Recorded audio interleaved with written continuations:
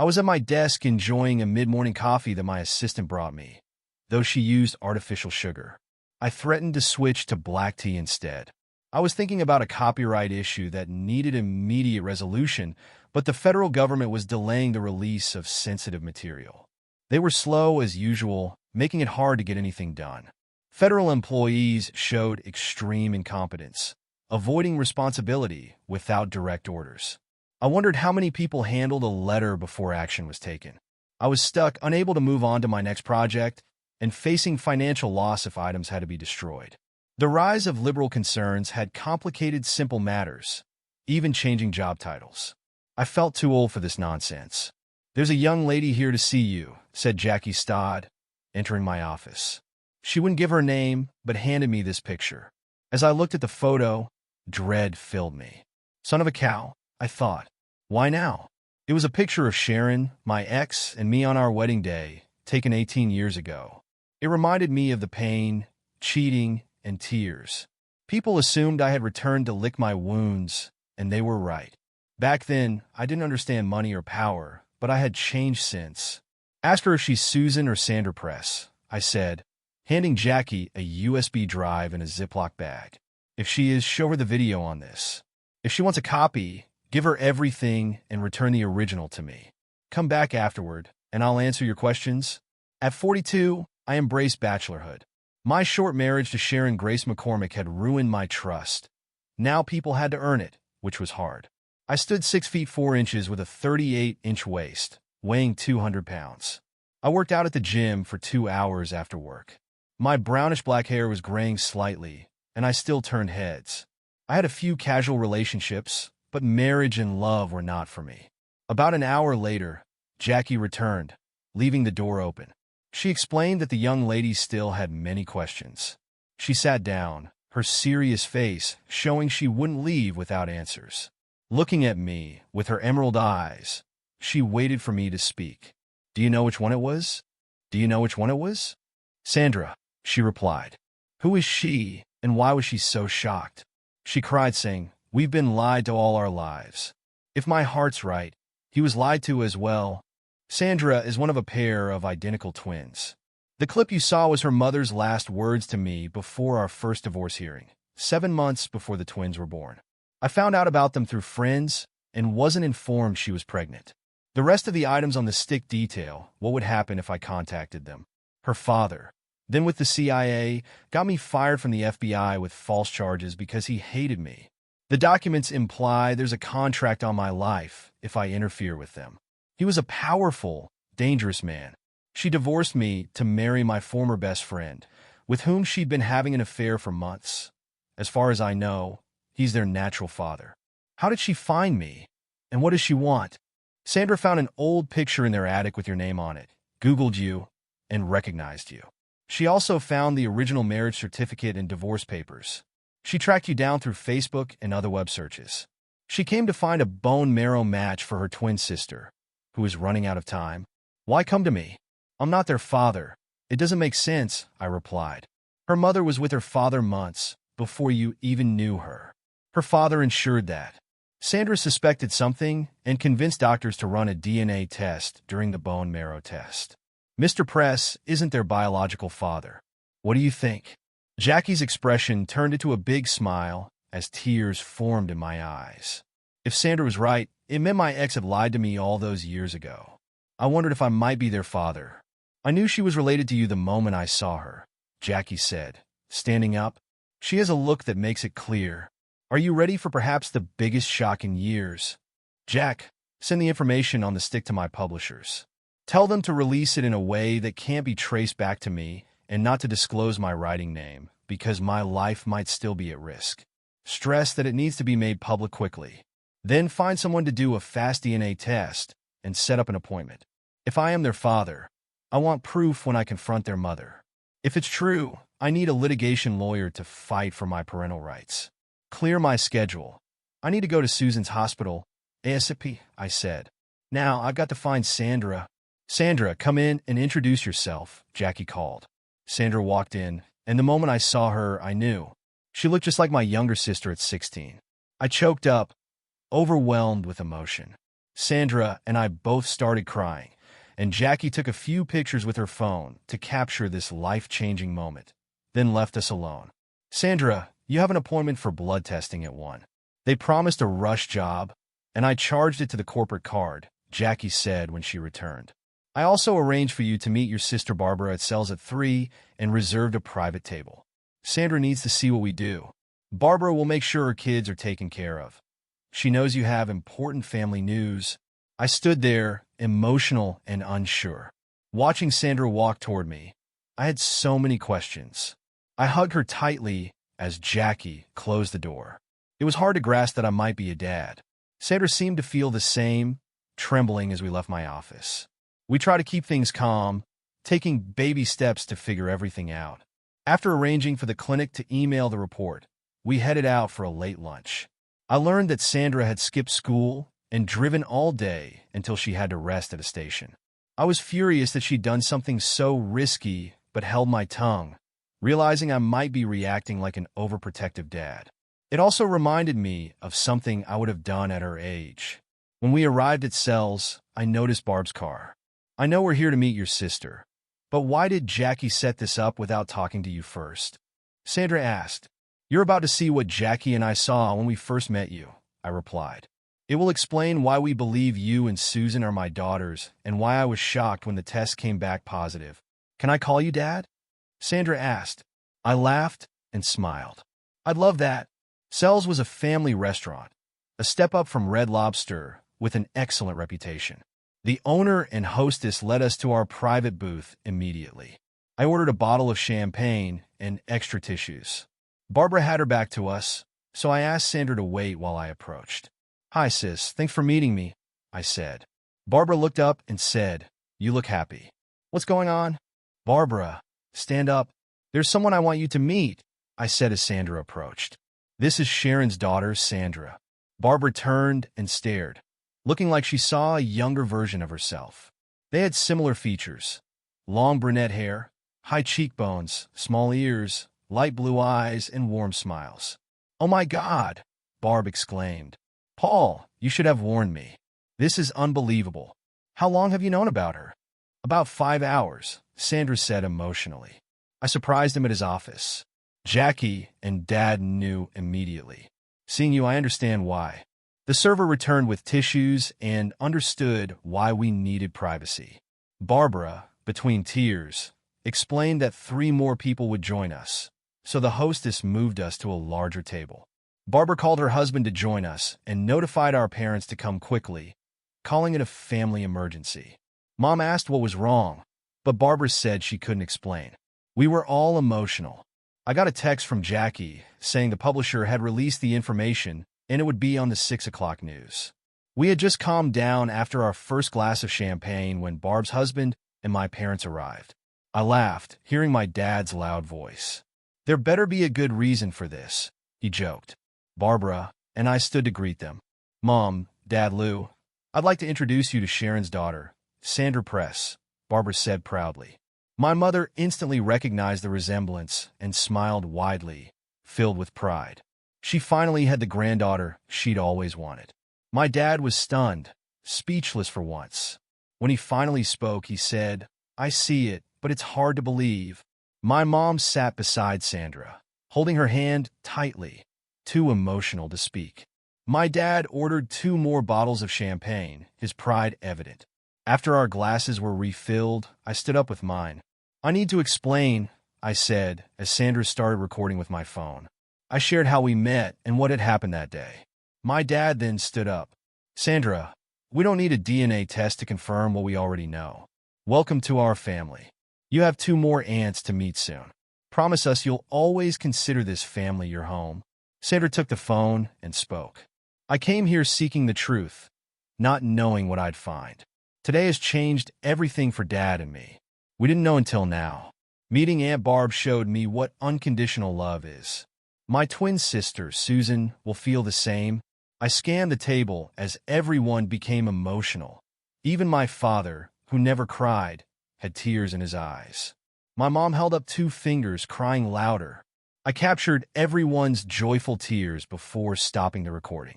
Sandra added her and her sister's info to my contacts and texted Susan, showing me the video she sent. Sandra's message read, "If what we think is true, the DNA test will confirm it. Watch the 6 o'clock news. Love, your twin." My mother asked if she was still in disbelief, so Sandra showed her photos of Susan and herself. My mom demanded copies for her laptop, displaying them on the full screen for all to see. Sandra then turned off her phone and put it back in her purse, making me realize no one knew where she was. Just then my phone rang. It was Susan. I stood up and walked away to answer it. My dad noticed me tearing up and looked at me questioningly.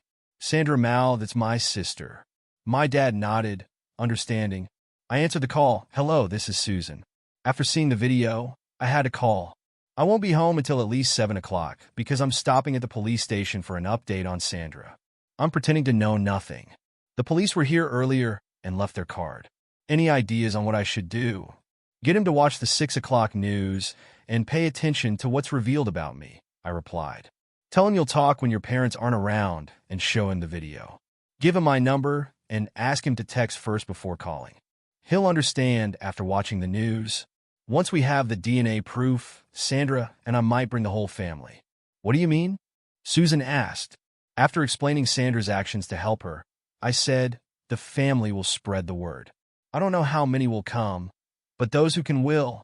"Just like that?" she asked, doubtful. "No doubt," I said with a chuckle. "You'll see." We talked a bit more before saying goodbye, her voice filled with relieved sobs.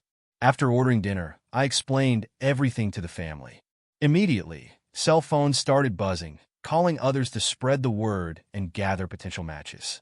My mother took charge of organizing everything. "Sandra, how did you get here?" my father asked. "I drove my old 1994 Voyager van. It's one step up from a rent-a-wreck," she laughed. "It's in Dad's parking lot. Take that van to my dealership in the morning." "She's not driving back in that. It's a miracle she made it here," my dad said firmly. "At her age, you had as much sense as she does," my mom teased. "She's determined." "What do you plan to give her?" I asked. "She can pick one out," he replied with a wink and a smile. "If I could choose, it would be a 4x4. I love the outdoors," Sandra said, and my dad responded with a big grin. We all love the outdoors. If the weather allowed, we were fishing, camping, or hunting. He started reminiscing about the summer I learned to water ski and barefoot, sharing as many stories as he could remember like he was holding court. My dad's storytelling was interrupted when we noticed Sandra's glow of pride. She was seeing what family really meant. I realized the impact was more profound than I'd expected. Both my parents were already protective of Sandra, and my dad's resolve to give her a safe, reliable vehicle was a small token that spoke volumes. As the night wound down, Sandra and I headed back to my office where she could park her van overnight. After giving her a tour, I mentioned the file that I'd been preparing, detailing everything her mother and grandfather had done to remove me from her life. She looked solemn and nodded, processing everything in her own time. "Dad," she asked quietly, "I didn't just find a bone marrow match today, did I?" I paused, thinking of how to respond, then finally said, "No, Sandra, you didn't. You found a family who'd been waiting to find you, even if they didn't know it yet." Sandra blinked back tears and gave a small smile, her eyes filled with relief and gratitude. "Thank you," she whispered. As Sandra's words sank in, we both realized the magnitude of the day. It wasn't just a reunion, it was the beginning of something new. Before she left, I handed her a small box I'd found in my desk, a charm bracelet with a single engraved charm, a keepsake I had tucked away after Sharon left. I had meant to give it to a daughter one day, and now, after so many years, I finally could.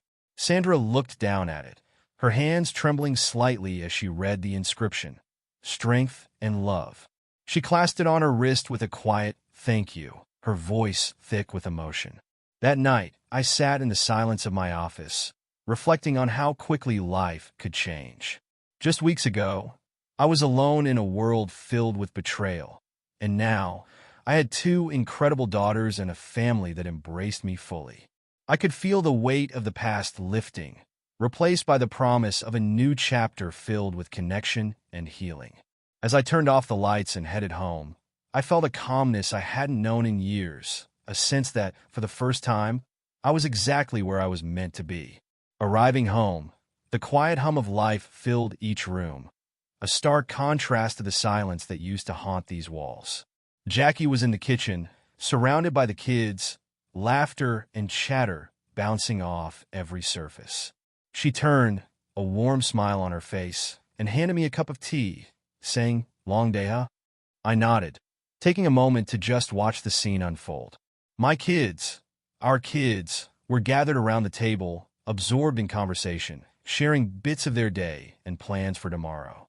Timothy and Tammy were quizzing Sandra about her favorite music, while she teased them about their taste in sports. It was simple and ordinary, yet profoundly extraordinary. After dinner, Jackie and I put the kids to bed.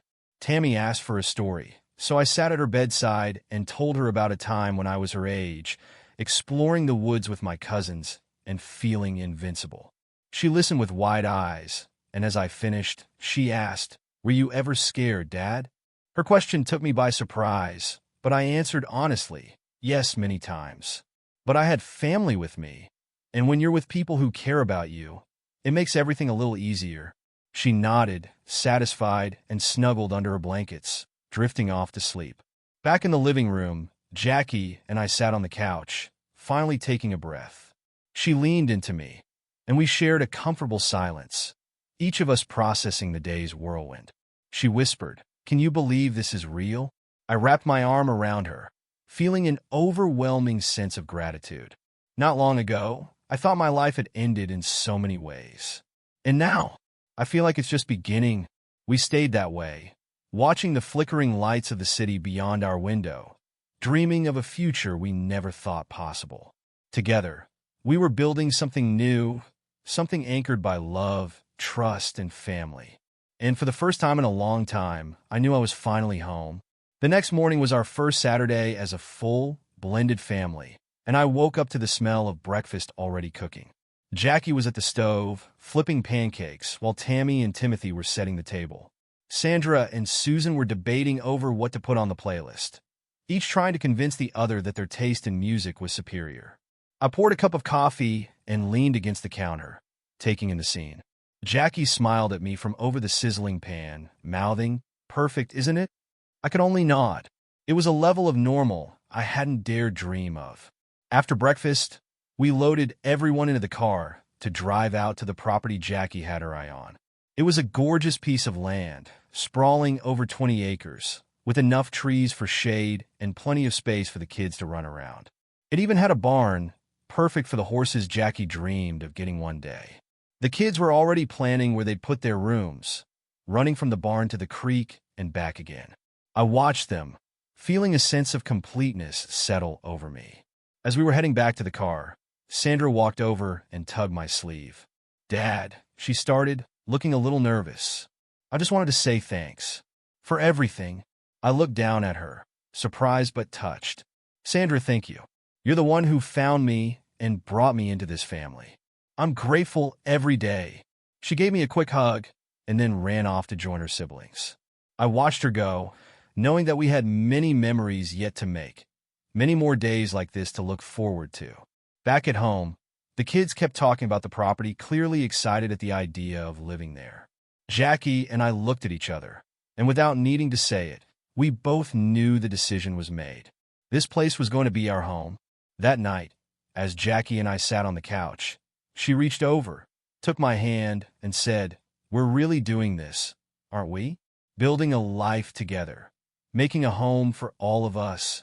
I squeezed her hand, feeling more certain than I ever had about anything. "Yes, we are. And it feels right. Finally, it feels right." Under the warmth of our home, surrounded by the family we'd somehow come to create, Jackie and I realized we weren't just starting over. We were finally building the life we'd always wanted, one full of love, laughter, and a future bright with promise. The following Monday, Jackie and I started the process to buy the property. The kids were thrilled, making plans for their rooms and personalizing every inch of the space in their minds. Timothy declared he'd take over the barn, aiming to turn it into a hangout space, while Tammy excitedly shared her vision for a flower garden near the front porch. After signing the papers and making everything official, we gathered the whole family that evening to share the news. Jackie's parents joined us, bringing their homemade lasagna, and my mom and dad arrived, beaming and full of stories about what they'd imagined for our new home. As we all gathered around the table, laughter and stories filled the air, and I caught a glimpse of something I hadn't expected, a family that felt complete. Jackie and I exchanged a look that said it all. After so many years of struggle and pain, we'd finally reached the life we wanted. In the days that followed, the renovations on the property began, and every member of our family pitched in. Jackie and the girls painted walls and picked out furniture while I worked with the boys, installing shelves in the barn and building garden beds for Tammy's flowers. One late evening, after everyone else had gone to bed, Jackie and I found ourselves alone in the living room, a glass of wine in each hand. She looked around at the half-finished walls, scattered boxes, and the lingering scent of fresh paint. "Paul," she said quietly, "I can't believe this is all real. Sometimes it still feels like a dream." I smiled and reached for her hand. "Then let's make sure we never wake up." And in that quiet, surrounded by the beginnings of our new home, we both knew that this was only the start of our life together. In the following months, our home steadily transformed. Each day brought new milestones, a fresh coat of paint on the walls, furniture finding its place, and the garden starting to bloom under Tammy's care. Every corner began to feel uniquely ours, filled with memories we were making together. Timothy's barn project took shape, becoming a rustic space with games, bookshelves, and cozy furniture where the kids could hang out with friends. The barn even featured a small loft that became a reading nook, Tammy's favorite spot. Summer arrived, and with it, the anticipation of our wedding. The preparations were a blend of excitement and happy chaos. Jackie worked tirelessly with Barbara on the details, ensuring everything was personal, from the family-style seating to the simple, elegant decor that reflected our journey together. The kids were fully engaged too, practicing their roles, planning speeches, and even preparing a little surprise for us, which they hinted would be unforgettable. On the big day, our home was transformed. Friends and family gathered under the open sky in our backyard, with tables adorned with fresh flowers from Tammy's garden and twinkling fairy lights strung between trees. The ceremony was simple, yet heartfelt. My father, brimming with pride, stood as my best man, while Barbara was by Jackie's side, both beaming. Jackie's father, his voice thick with emotion, walked her down the aisle, and the sight of her in her wedding dress brought me to tears. When it was time for the kid surprise, they each took turns sharing what our family meant to them. Timothy and Tammy's speeches were lighthearted and funny, but it was Sandra and Susan's words that touched everyone deeply. They spoke about finding a home and a father in a way they never thought possible. And as they finished, they handed us a framed collage, a mix of photos and handwritten notes from each of them, capturing our journey together. It was perfect. As the sun set, the night filled with music, laughter, and dancing. Surrounded by the people we loved, Jackie and I shared a dance, her hand in mine, feeling the weight of everything we'd been through and the joy of everything yet to come. That night, with the stars above and our family around us, Jackie leaned close and whispered, "I can't wait to start forever with you." And in that moment, I knew our story had only just begun. The days following the wedding were filled with a mix of bliss and adjustment. The kids settled into their new routines, and Timothy and Tammy wasted no time in claiming their favorite spots around the house and on the land. Sandra and Susan were equally quick to turn their shared room into a sanctuary, adding personal touches that reflected each of their personalities. Jackie and I enjoyed quiet mornings in our new home, savoring the stillness before the day began. With my writing projects moving along and Jackie managing her work with a newfound balance, life felt surprisingly stable.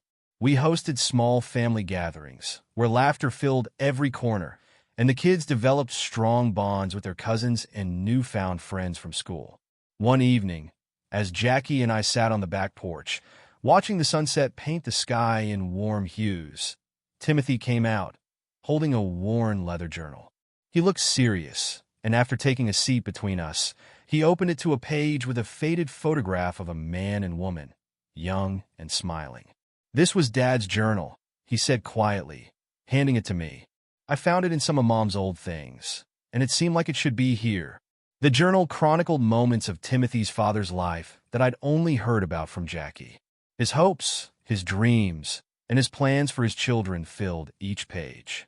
It was both bittersweet and beautiful, and as we read, it felt like a bridge between the past and our present.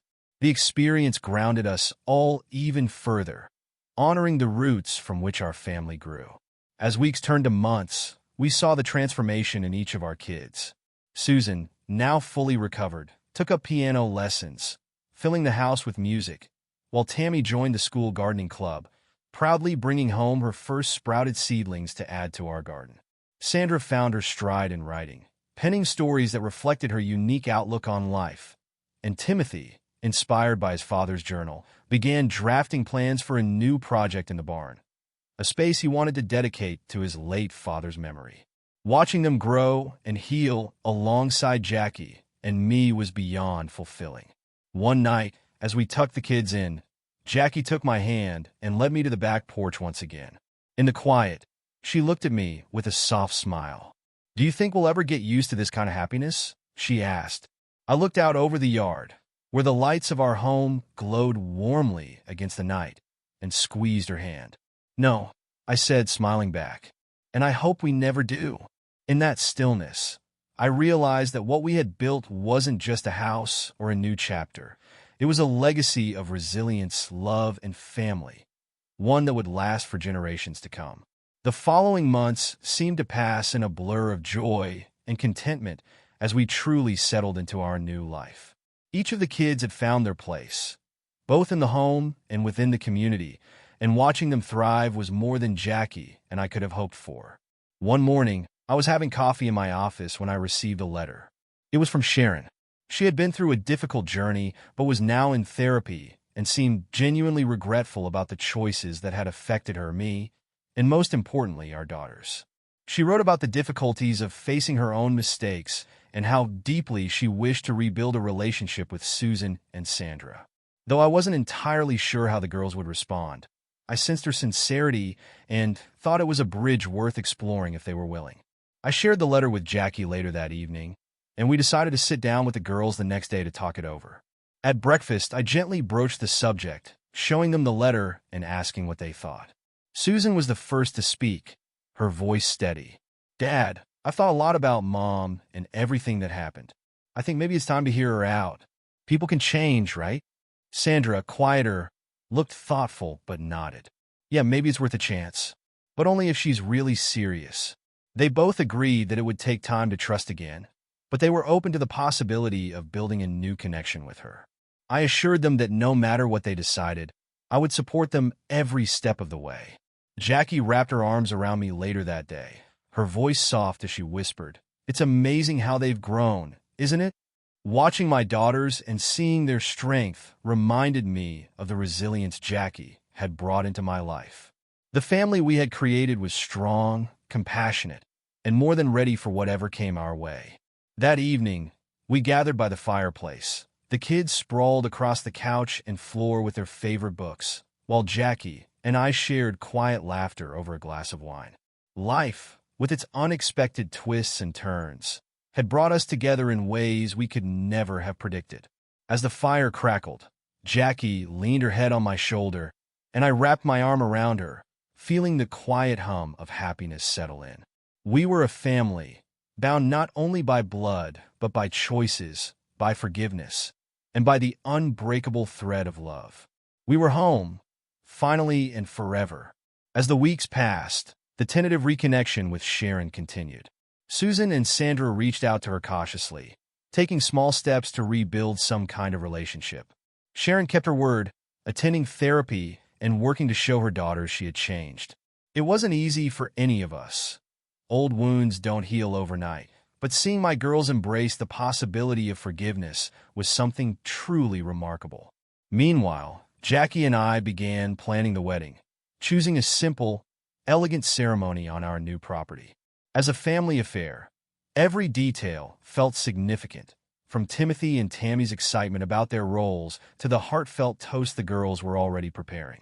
My parents, thrilled to have all of their grandchildren together, jumped into planning with us, helping organize every detail with so much love. The day of the wedding arrived on a perfect summer afternoon, the sun casting a warm, golden glow over everything. Family and close friends gathered under an oak tree in the backyard, a quiet, intimate setting filled with flowers and soft music. My father walked Jackie down the aisle, and she looked absolutely radiant, her smile bright and her eyes shining. I was overwhelmed with gratitude as she reached me, knowing that I was marrying not only my best friend, but also the woman who had been by my side through every twist and turn of this journey. We exchanged vows, promising to build a life together rooted in love, trust, and resilience. The kids stood with us, witnessing our commitment and sharing in the moment that officially united us as a family. When I kissed Jackie, there was no doubt in my heart that we had found something truly rare and beautiful. Afterward, we celebrated under the stars, the sounds of laughter, music, and clinking glasses filling the air. My daughters gave their speeches, speaking from the heart about finding strength and hope in this new family we had created. My parents, always proud and supportive, joined us on the dance floor, and for the first time, all of my children, Tammy, Timothy, Susan, and Sandra, danced together, laughing and joking as if they'd been siblings forever. As the evening wound down, Jackie and I shared a quiet moment, watching the kids play and chat in the soft glow of the lanterns. She looked at me with a smile, her hand resting on mine. "We did it," she whispered. "Yes, we did," I replied, pulling her close. We sat there in silence, knowing we had finally found our place in the world, a place filled with love, second chances, and the family we had always dreamed of. In the weeks that followed, life settled into a comfortable rhythm. We spent our days adapting to our new home, making it truly ours. The kids started school, quickly forming friendships and adapting to the blended family life with an ease that both amazed and reassured Jackie and me. Tammy and Timothy adjusted to having Susan and Sandra as older sisters, and they often joked about being the younger but wiser siblings. It wasn't long before the four of them were inseparable, spending weekends exploring the property, building forts in the barn, and planning adventures together. Our family grew stronger with each passing day, and it became clear that Jackie and I had given all of them a foundation they could depend on. Work was still busy, but I had a new perspective knowing my family came first. Jackie joined me more often in the office, bringing her own expertise into the business. Her presence there brought an energy I hadn't realized I'd been missing.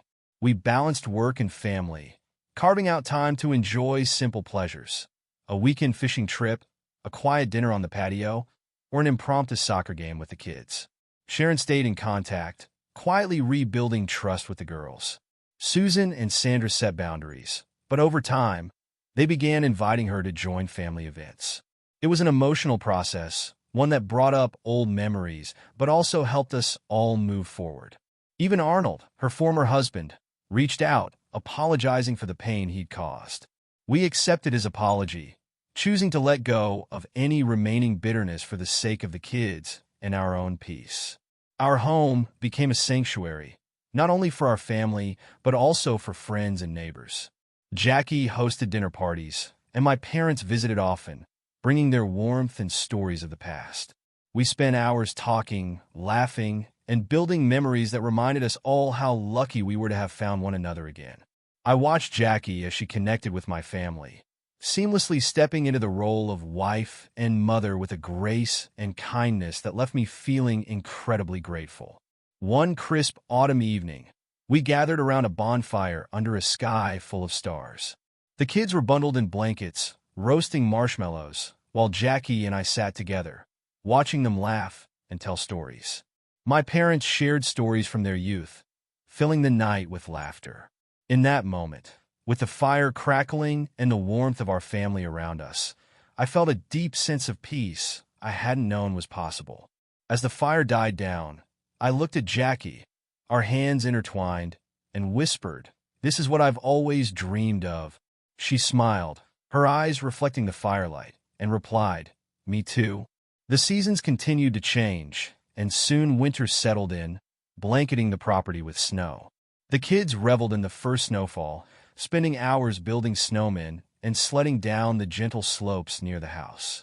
Jackie and I watched from the kitchen window, sipping coffee and sharing quiet moments as we listened to their laughter fill the air.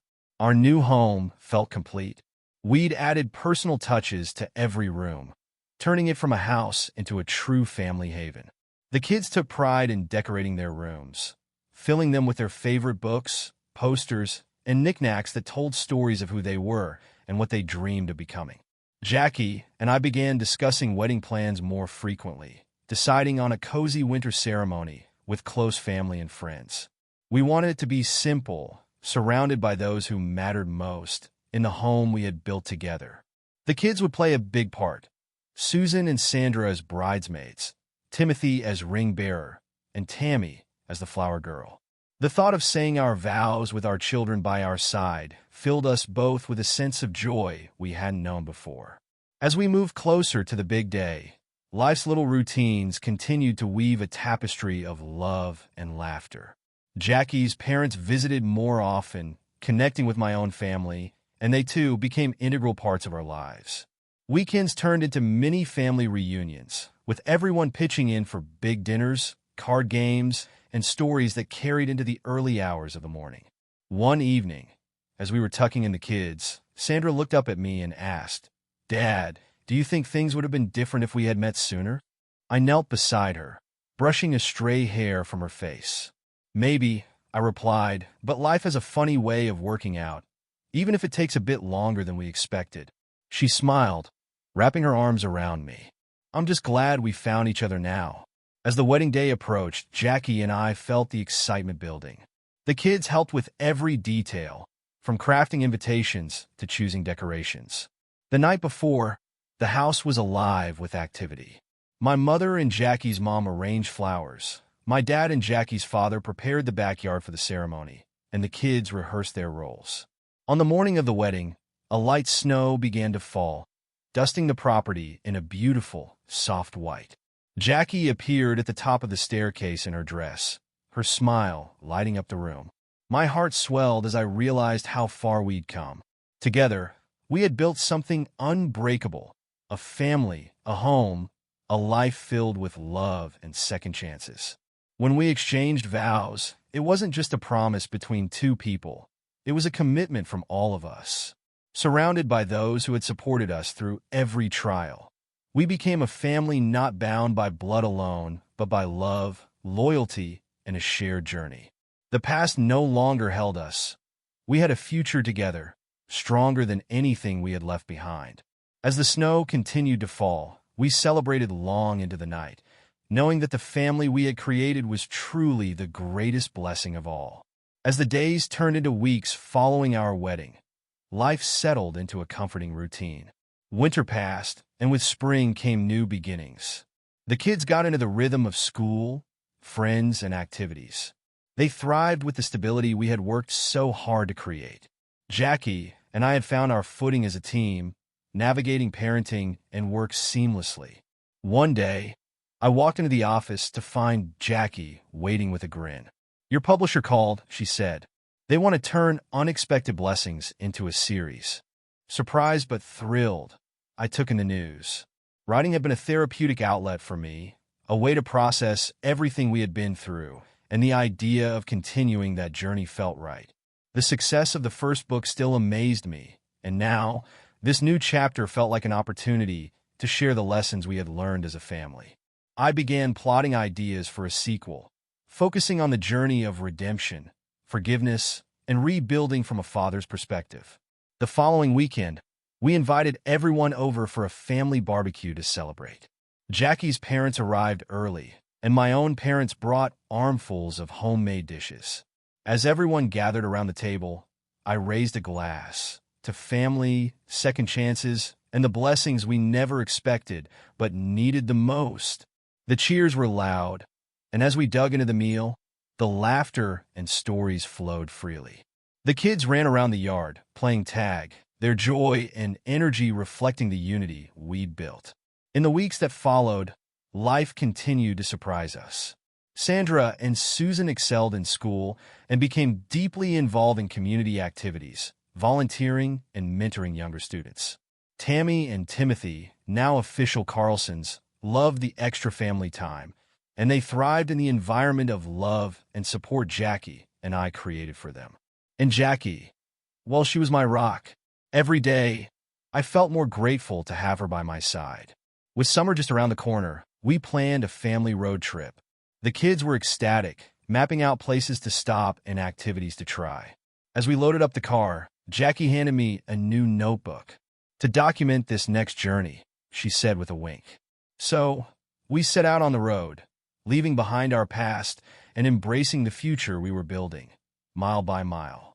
With every laugh, every shared moment, and every page of that new notebook filled, we knew that no matter where life took us, we would always have each other.